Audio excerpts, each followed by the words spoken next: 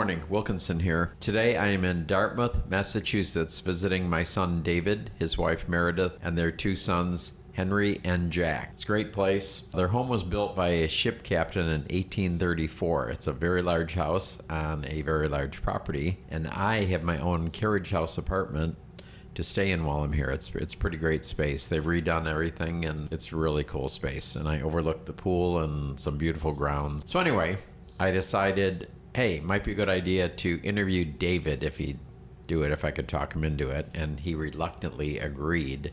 I'm recording all this before he comes up here to do the podcast. So that's the background on it. I've got portable equipment here, so it's probably going to sound a little bit weird while I'm on this trip. Maybe a little echoey or something like that. I don't have the booms for my mics or some of the things to soften some of the sound, but I think you'll get the drift of it, and it should be fine. And it should be fun. So here we go. I'm going to record with him in just a bit.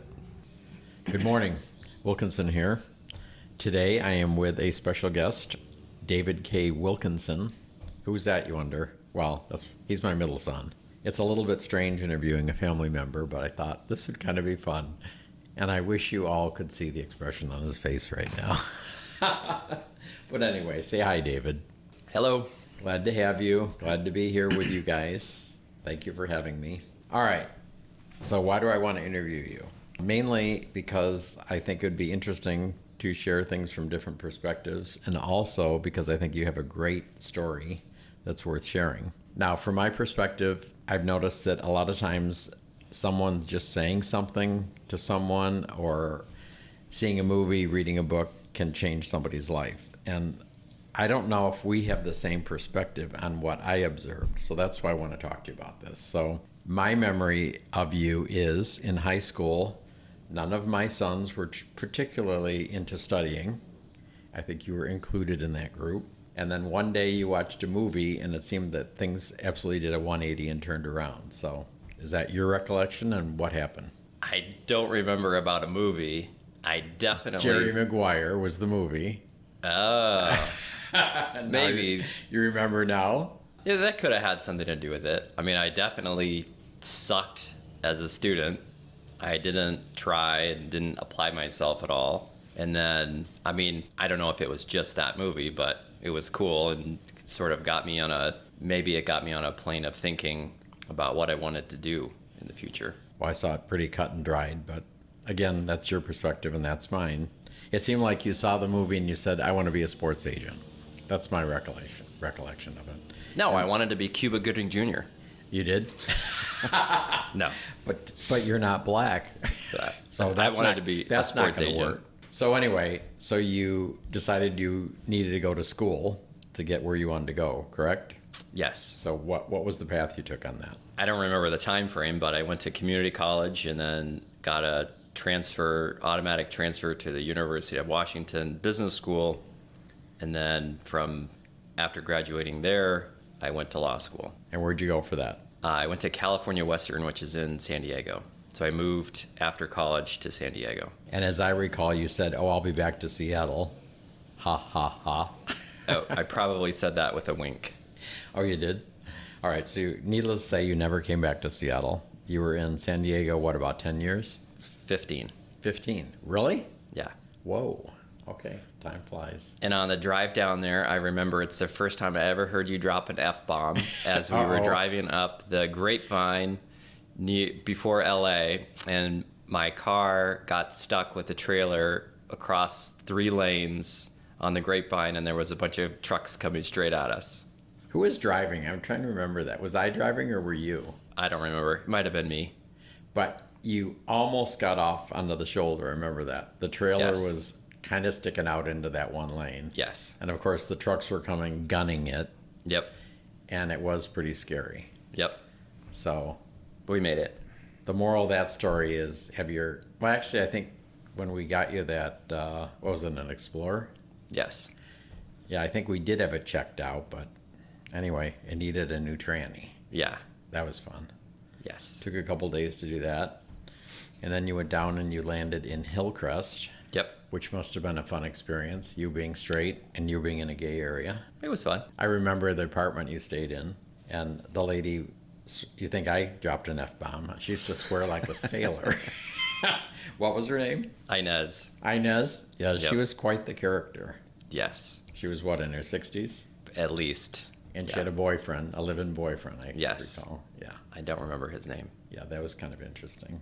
And I remember one day we were all talking. I don't know if you remember this, but she said, talking about the tenants there, she said, yeah, a third of them are gay, a third of them are straight, and a third of them are confused. Do you remember that? Yeah. Yeah, that was pretty fun. Yeah. All right, so you went to law school, and Yep. how long did that take?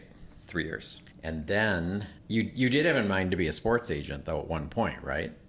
Yeah, when I was in law school, I sent out letters to every professional sports team looking for an internship. And I got, I think, 2 letters back saying no thanks. And the rest ignored you, Yes. which in hindsight is probably pretty good, right? Yes. I remember a conversation we had a couple years ago, and I asked you about that, and you said basically sports agents are babysitters for all these sports stars and stuff.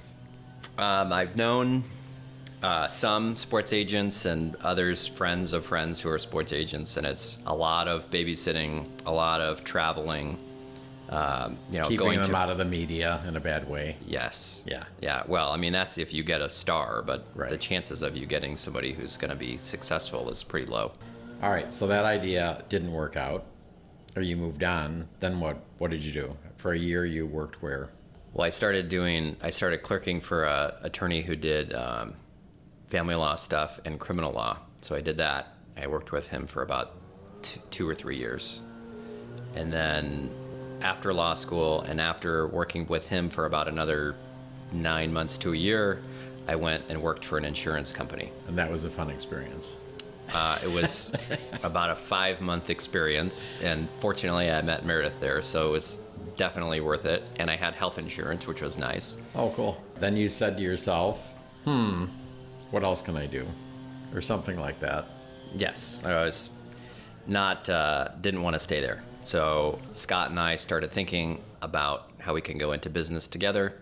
And And who is Scott? Scott Finkbeiner is my longtime best friend and business partner. And between the two of us, we only knew some family law stuff. So that's why we started a law firm doing that, which one of us knew a little bit about. And how'd that work out? So far, so good. And you have how many offices in Southern California? 4. 4. I'd say that's doing pretty good. Although you live in Massachusetts, so I think we might need to do a little time out here and talk about you living about a block from Mission Bay and you selling that house, much to my dismay, because I loved riding the beach bikes over there down on the beach.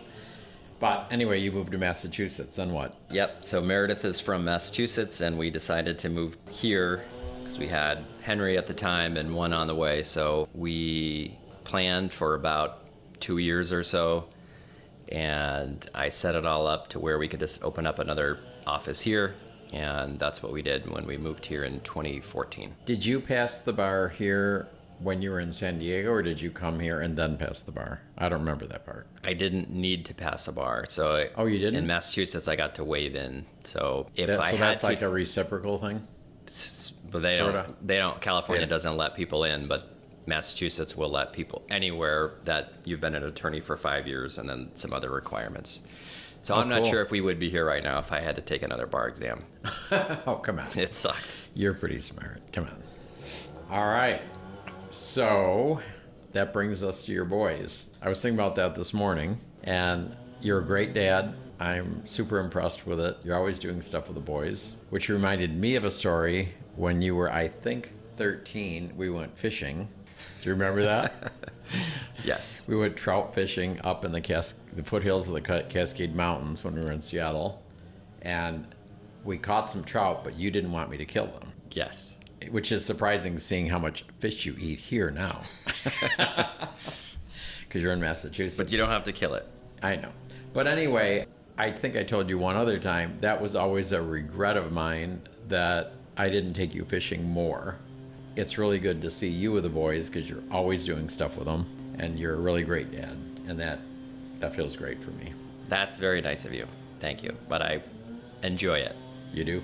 Yes. Well, they're great kids, and They're okay. super smart. How old is Jack now? 7, And Henry? 9. And they're writing like novels at the kitchen counter practically. So I told Meredith yesterday, I think both of them they're gonna write novels at some point or do something like that. We'll see. So what has been one of the best things about being a dad? Well, I mean, there's a lot of things that are great about being a dad. I mean, you can have somebody who relies and depends on you all the time, that even though they're getting older and they want to be, especially Henry now, he wants to be a little bit more autonomous. And then you get those moments where he just, comes up and says, "I love you, Dad," and gives you a hug. Very cool. So what's on the horizon for you? I think both of us are Leos. You're August 13th and I'm the 18th, which means we have a little entrepreneurial thing going on in us. So what's next for you? What are you doing? Well, surviving the next year is my short-term goal. I don't know. I haven't really thought about that. Sometimes we set 5-10 year goals. So eventually I'd like to retire, but I don't know how feasible that's going to be. Just keep doing what I'm doing. Life's good. Why you say you have to get through the next year? Just because life is what it is post-COVID or what? Yeah, I mean, the kids are involved in a ton of stuff. How many baseball games this week? 2, 3, 7. I remember a lot of those, but I don't remember that many. And you have 2, and we had 3. So wow, that's a lot of games. Yeah. What do you like about living in Massachusetts versus San Diego? I like the seasons. I think that when fall comes around, it's a nice change from being hot. So I like that part. It gets a little weary as of March from the winter. We've started doing winter stuff now, so doing skiing and that through the winter definitely helps. So it's not so boring through the winter time. But I like the change of seasons is good. There's a lot more opportunity here in terms of things to do that don't cost a fortune. As an example, like if you want to belong to a golf club in San Diego, you have to pay, I don't know, $30,000 or something for an initiation fee. And it's either nothing or like a very small amount here. That's just one example, but I think you have a lot more opportunity to do things here. And Meredith's family's here? Yes. Is that good? Yeah, they're great. Her parents live like 10 minutes away. They're great because they don't, it's not like they just stop by and are in your business all the time. They have their own lives and do whatever, so it's they're not intruding ever, and it's nice to see them when we see them, and they help out as we need them to help out. So it's been good. Any plans to go back to San Diego? Going in November to see you. I'm not in San Diego. I know it's both places. Yeah. So how about, you worked for a long time with Scott in San Diego, and now he's there and you're here. How's that worked out? Good.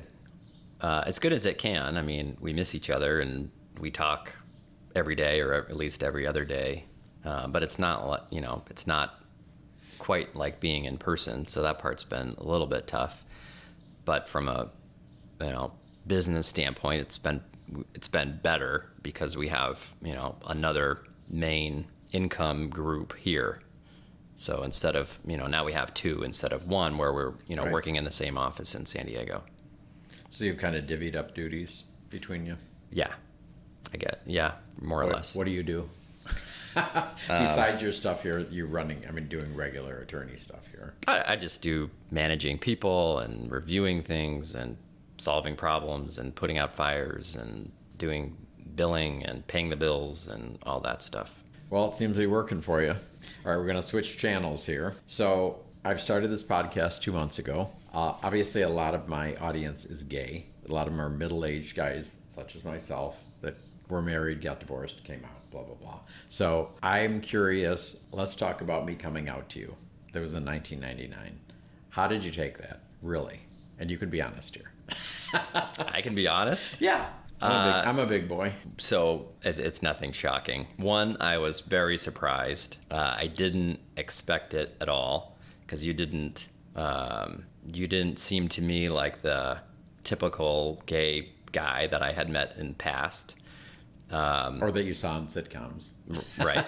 Yes. So that I was surprised. 2, I was happy for you. I mean, it's, to me, I just, you want everyone to be happy, and if that made you happy and that's what you wanted to do, that was fine with me. It was just surprising, but I was already, if it was 1999, I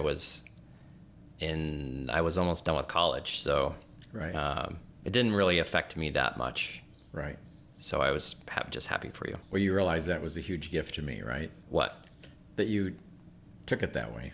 Oh, Because when guys come out, and I was in a gay fathers group leading it for a while in Seattle, and I heard all the stories, because a lot of times the ex-wife will turn the kids against the father, and the kids don't speak to them, sometimes ever again. So that's sad. well, I am a divorce attorney, so Oh. I have heard that story before. Oh, you have? So Yes. you've had gay dads on there?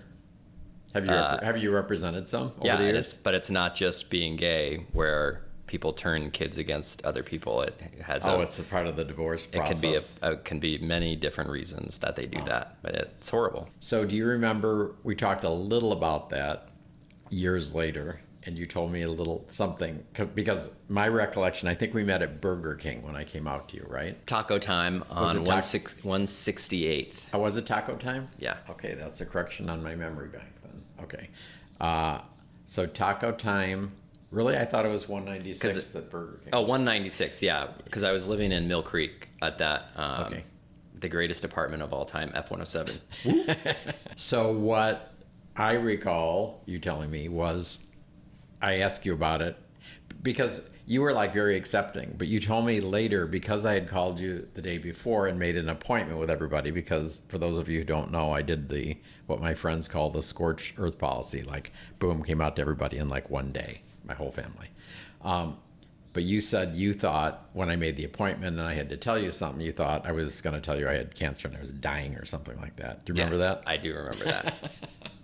So that I told you I'm gay, and you go, oh, okay. Good. So that's pretty good. So Note to future people coming out, just set them up to think you're dying or something, and then drop that on them, and they'll be like, "Oh, great." that's an easy way to do it, huh? Yeah. Well, we got about 3 minutes to go, so we got to fill in some gaps here. What do you want to talk about? Let's talk about you. Uh-oh, what? What's been the best part of your trip here so far? You've only been here a few days. Just hanging with you guys. It's been good. I've really missed you guys because it's been 4 years. Yeah. I mean, I've seen you in San Diego because, you come there for your annual Christmas party, except for during COVID, and I would meet you there and hang out with you.